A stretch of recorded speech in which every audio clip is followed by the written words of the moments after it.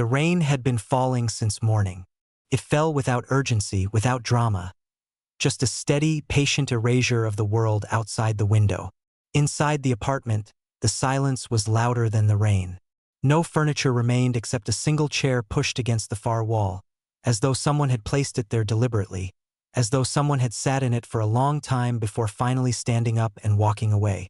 The walls held the ghost shapes of picture frames that no longer hung there. Pale rectangles against the faded paint, outlines of a life that had been taken down, wrapped, carried out the door in cardboard boxes that smelled of packing tape and finality. She stood in the center of the room. Nadia, 31 years old. Hair still damp from a shower she'd taken 2 hours ago and hadn't bothered to dry. She wore his oversized gray sweater, the one that came down past her thighs, the one that still smelled faintly of him when she pressed her face into the collar. Her phone sat on the bare floor beside her feet, screen black, powered off. Not on silent. Off. Completely, deliberately off. She had done this. All of it. Every empty corner of this apartment was her decision. Every pale rectangle on the wall was a picture she had chosen to take down. The boxes were gone because she had carried them out herself, loaded them into the back of a car, driven them to a storage unit across town. Not to her mother's house, not to a friend's spare room, because there were no friends left who would have accepted them without a speech, and her mother had stopped calling 6 weeks ago after Nadia had said the words that could not be unsaid. "I choose him." She had said it quietly, which somehow made it worse. Not screamed in the heat of an argument. Quietly, with her coat already on and her bag already over her shoulder, standing in the doorway of the house she grew up in, looking at her mother's face as it did something she had never seen it do before. It gave up. Nadia stood in the empty apartment now and breathed. She was not crying. She had cried in the car on the way back, with the radio off and the rain beginning its long conversation with the windshield. She had allowed herself that. Now she was simply standing, taking stock of what she had done, letting the reality of it settle into her bones the way cold settles in. Slowly, completely, without asking permission. She had given up her job first. The position at the architecture firm had taken 4 years to earn, and she had resigned from it in a single Tuesday afternoon email, professionally worded, 2 weeks' notice, no drama. Then the apartment, her apartment, the one she'd chosen herself, with the bay window and the radiator that clanged comfortingly in winter. She'd let the lease go, sold the furniture she couldn't carry, packed the rest.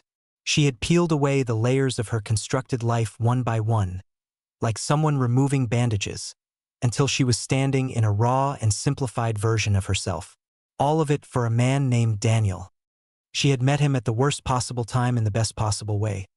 Colliding with him outside a pharmacy in November, his paper bag splitting, little orange prescription bottles skittering across wet pavement, both of them scrambling to collect them in the rain, laughing before they'd even introduced themselves. He had dark eyes that held something complicated behind the warmth. His hands were careful. He apologized 3 times for inconveniencing her, even though it had been equally her fault. He did not ask for her number. He simply said it had been a pleasure to meet someone who laughed at misfortune, and then he walked away. She had thought about him for 6 days before realizing she would not stop.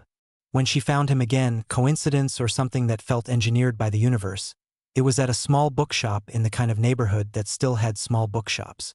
He was standing in the history section holding a book about forgotten wars. She walked up to him and said, "I was going to let it go, but then I thought, what a waste." And he had looked at her for a long moment before a slow smile broke across his face like dawn arriving ahead of schedule. They had been inseparable within a month. She had ignored the warnings. Her best friend Priya had said, "He's gorgeous and I understand, but Nadia, what do you actually know about him?" Her older brother had been blunter. "Something about that man is hidden." Her mother had simply watched and said nothing for weeks, which was its own kind of alarm. Nadia had catalogued every concern, examined each one fairly, and then placed them all gently in a box labeled fear dressed as wisdom and set them aside. Because when Daniel looked at her, she felt recognized. Not wanted, recognized. Like he could see the precise shape of who she was, the jagged edges and the soft places, and found it not just tolerable but extraordinary. He made her feel like the truest version of herself was the most beautiful one. For that, she had dismantled her entire life. She was still standing in the empty apartment when her phone vibrated against the floor. She frowned. The phone was off. She had turned it off. But it vibrated again, once, twice, and when she crouched down and picked it up, the screen was on. Not a call. A message. But the number was not in her contacts and the area code was from somewhere she didn't recognize. A sequence that meant nothing to her. The message read, "Does he know you left everything for him? Does he know what you don't?" Nadia stared at it. She read it a second time. The third. The words rearranged themselves without changing their meaning. Does he know what you don't? Not a question. No question mark. A statement wearing a question's clothes. She typed back immediately. Who is this? The response came in under 10 seconds, which was somehow more unsettling than a delay would have been. A friend. Or I was. Before he made the promise. Ask him about February. Ask him what February costs. Then nothing. The number, when she tried to call it back, rang twice and disconnected. When she tried again, it was already dead. No ring, no voicemail, just a flat silence that felt like a door closing in her face. She set the phone down on the floor very carefully, as though it were something fragile or dangerous, and stood up. Outside, the rain continued its patient work. She told herself it was probably nothing. A wrong number, someone's idea of a strange joke. She and Daniel had been together for 7 months. She knew him. She knew the way he took his coffee and the particular silence he needed after difficult days and the scar on his left forearm that he always said came from a childhood fence. She had never thought to question the scar. She began to notice things she hadn't permitted herself to notice. It happened gradually, across the following days, like eyes adjusting to a dim room. Shapes emerging that had always been there, simply unacknowledged. The locked drawer in Daniel's desk was the most obvious, and she was ashamed that she had accepted his casual explanation months ago. Old papers, boring, nothing worth your time, without a second thought. Now she sat at his desk when he wasn't home and looked at that drawer and understood that she had been incurious on purpose. Willful blindness. The most loving kind of self-deception. There were other things. The nights he disappeared, always with reasonable explanations, always with the right texture of casualness, but now that she was paying attention, she counted them and found they formed a pattern. Every 10 to 12 days. Never more than a few hours. He always came back quieter than he left. The phone calls he took in the other room, speaking too low to hear. The name she found on a torn piece of paper tucked inside a cookbook. Markov. Written in Daniel's handwriting, underlined twice, with a phone number beneath it that she photographed without knowing why. The date circled in red on the paper calendar he kept in the kitchen drawer, the kind of calendar no one kept anymore, analog and private. February 14th. 3 weeks away. Just a date. Just a circle. But the red ink had pressed hard enough to dent the paper beneath it, and that small violence of pressure told her something about what the date meant to whoever had circled it. She said nothing. She watched. She waited. She told herself she was being careful rather than afraid. On a Wednesday evening that she would replay in her memory many times afterward, Daniel came home with groceries and cooked dinner without being asked. He made the lamb dish she had mentioned once in October, the one her grandmother used to make, which meant he had been holding that detail for months waiting for the right moment to use it. He lit 2 candles on the table that was actually a folding table covered with a cloth, and when she sat across from him in the candlelight, she thought, this is why. They talked about everything except the drawer and the name and the red circle. They talked about a documentary she wanted to see and a neighborhood they kept saying they'd explore, and an argument he'd had with his upstairs neighbor about noise. He refilled her glass without being asked. He laughed twice at full volume, the unguarded laugh, the one that came from somewhere undefended, and each time it happened she felt something loosen in her chest, some knot of recent anxiety untying itself in the warmth. He almost said something near the end of the meal. She saw it, saw him draw breath in a particular way, saw his expression shift toward something confessional, his eyes dropping briefly to the table before coming back to her face. She held completely still, the way you hold still when a bird lands nearby and you don't want to frighten it into flight. But he closed it off. swallowed whatever it was, said instead, "I'm glad you're here," and she said, "I'm not going anywhere," and she meant it as comfort, but later she would wonder if it sounded like a warning she was giving herself. That night, lying awake beside him while he slept, she made the decision that she would not look. Not yet. She would give him until the weekend. She would give love the benefit of the doubt that it had always asked of her. The man arrived on a Thursday afternoon. Nadia was home alone.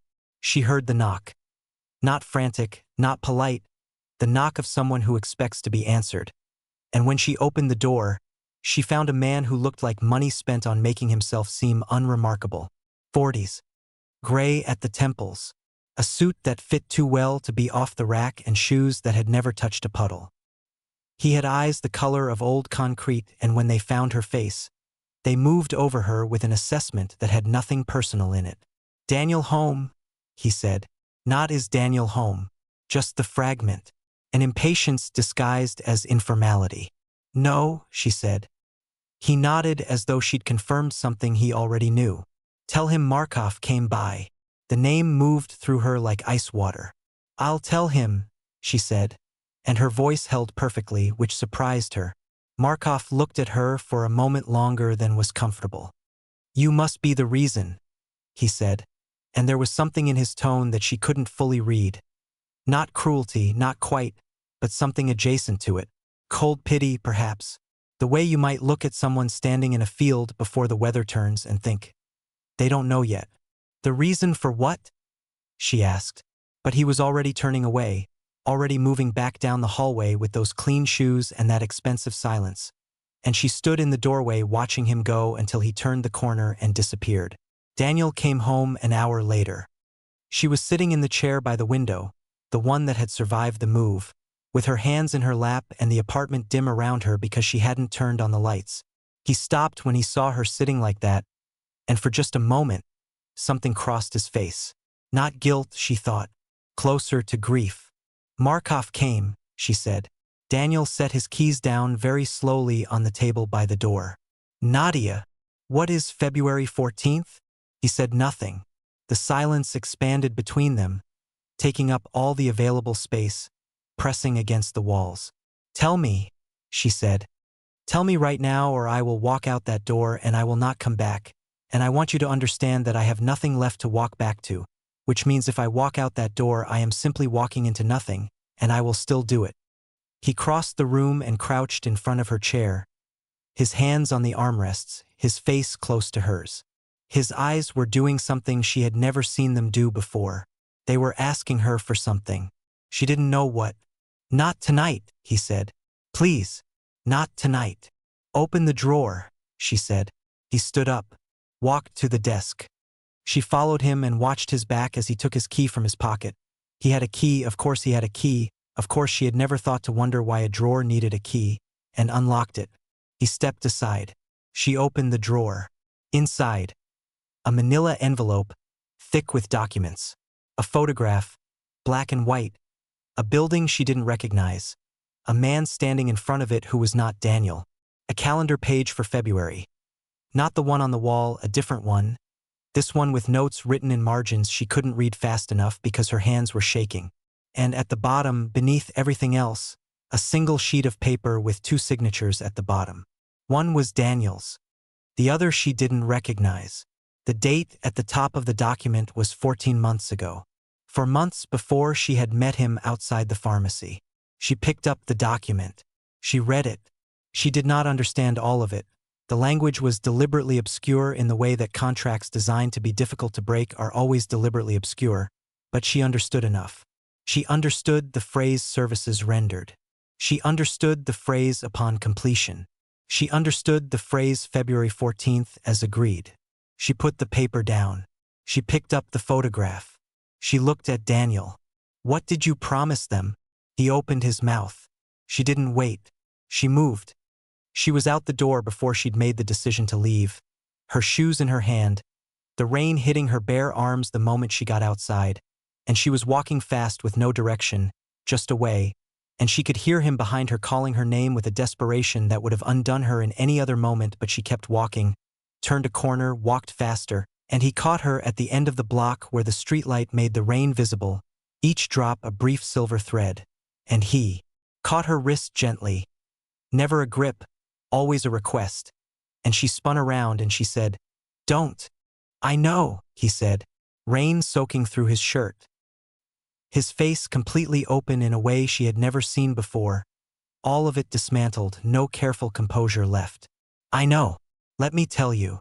She stood there breathing hard on the wet pavement, somewhere between running and remaining. She said nothing. She waited. He told her. 14 months ago, his brother Eli was in a hospital in another city, 3 weeks from death, waiting for a surgical procedure that cost more than their family had collectively ever held. Insurance denied.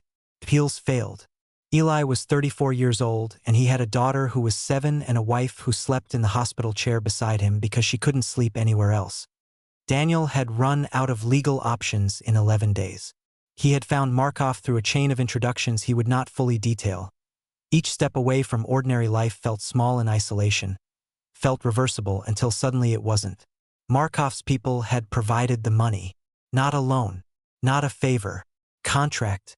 Daniel would perform a single service, one job specific to Markov's interests, legal in the way that many destructive things are technically legal, on the date Markov specified. February 14th.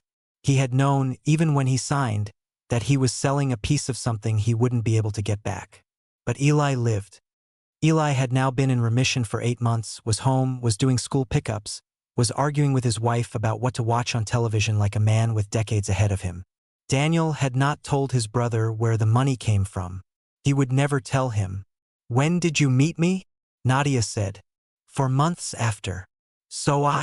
You were never part of the calculation." His voice broke slightly on calculation. "There was no plan that included you. There wasn't supposed to be a you. I was going to live in the space between what I'd done and what I owed and not let anyone else into it. But you did. You stood in the rain collecting my prescription bottles and you laughed," he said. "And I thought about you for 6 days before I realized I would not stop." She stared at him. Her chest hurt, not in a way that felt like damage, in the way that things hurt when they are being rearranged, when something important shifts from one place to another and the body records the movement. "You were going to let me burn my whole life down," she said quietly, "and then disappear into something you couldn't come back from. I was going to make sure you were okay first.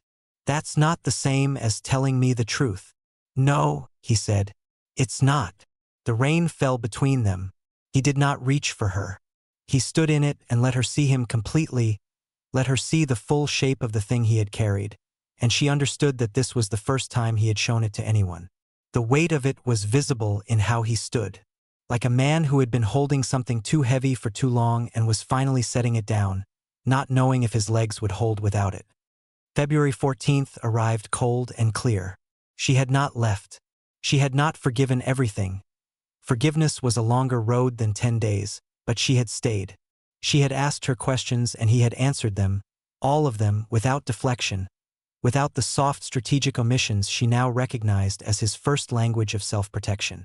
She had learned the full architecture of the thing he had gotten himself into, and she had sat with that knowledge in the dark for many nights, weighing it against everything else she knew about him, and she had arrived at a decision that surprised even herself. She was going with him, not to interfere, not to rescue, simply to be present, because she had made her own kind of promise, not on paper, not to anyone who could hold her to it, but the kind that lives in the body and doesn't care whether it's witnessed. They drove to the address together. A building on the edge of the city that looked like commerce from the outside, neutral and purposeless. Markov was already there, and when he saw Nadia step out of the car beside Daniel, his concrete eyes moved between them with an expression that recalculated something. "This wasn't the arrangement," he said. "No," Daniel agreed. A lot of things weren't the arrangement. What Daniel had been contracted to do, the thing Nadia had read in the margins of those documents until she understood it, was to provide testimony. A witness account, technically legal but morally compromised, in a closed proceeding that would benefit Markov's interests and damage someone who did not deserve it. It would not put anyone in immediate physical danger. It would not draw blood. But it would be a lie told in a room that treated lies as binding, and it would follow Daniel for as long as he lived. He stood in that building on February 14th and he looked at Markov and he said, "I'll repay the money. Every cent with interest. Whatever timeline you need. But I won't do this." Markov studied him for a long time. Nadia stood beside Daniel and did not move. She was afraid. Her heart was loud enough that she could feel it in her throat. But she had decided, somewhere in those 10 days of rearranging, that fear was not a reason. Fear had kept her from asking questions for 7 months. She was finished letting it make decisions for her. Whatever Markov saw when he looked at them, the two of them standing there, a woman who had given up everything and a man who had refused to give up the last thing that mattered, it seemed to complete some calculation he'd been running. 6 months, Markov said finally. "You have 6 months to begin repayment." He picked up his coat. He walked past them without looking back. His footsteps were quiet on the concrete floor, and then the door closed and he was gone and the room was very still. Daniel exhaled. It was the longest breath she had ever heard a person take. Months compressed into seconds, releasing. She took his hand. They stood there in the empty building while the city went on around them, ordinary and indifferent and beautiful in its ordinariness. And after a while she said, "We should go." And he said, "Yeah." And they did. There are things she did not recover. The job was gone. The apartment with the bay window was someone else's now. Some of the friendships had survived her absence and some had quietly closed, like shops that don't bother to post their closing times. Her mother called for the first time in 2 months on a Sunday in March, and their conversation was short and careful, two people testing the ground after a storm, neither ready yet to declare it solid. She was living in a smaller apartment now. It had a window that faced east and caught the morning light in a way that she had not anticipated and found, some days, startling in its loveliness. Daniel was there. He was working legitimately long hours, the kind of person who pays a debt with the same thoroughness he brings to everything. He had told Eli the truth in February on the phone, and she had sat beside him while he did it, her hand on his back, and Eli had been silent for a very long time before saying, "You should have told me. I would have found another way." And Daniel had said, "I know. I'm telling you now." Some mornings she woke before him and lay in the quiet and took inventory. What she had lost. What she had found. It was not a comfortable accounting. There were things in the loss column that she was still grieving, would grieve for a while yet. Loss does not follow anyone's preferred timeline. But there was something in the life she was living now that the previous life, for all its stability, had not contained. She could not name it precisely. It had something to do with having chosen with her eyes open rather than choosing and then carefully closing them. It had something to do with being known, not just recognized but actually fully known, the jagged edges and the soft places and now the grief and now the courage, and choosing to stay anyway. She did not have everything back. She had something better and harder and more real. On a morning in April, with the east window full of early light and the city beginning its long conversation with the day, she made coffee. Daniel came into the kitchen still half asleep, his hair undone, wearing the old gray sweater because she had given it back to him eventually. He reached around her for a mug with the ease of someone who knows exactly where things are, and for a moment they were just two people in a kitchen in the morning, ordinary as weather, permanent as habit. He looked at her. "What?" she said. "Nothing," he said. "Just this." She understood what he meant. Outside, the city moved and breathed and did not know their names, and the light came through the window the way light does when it means it, completely without reservation, as if it has made a promise to illuminate everything it touches and intends, absolutely, to keep it.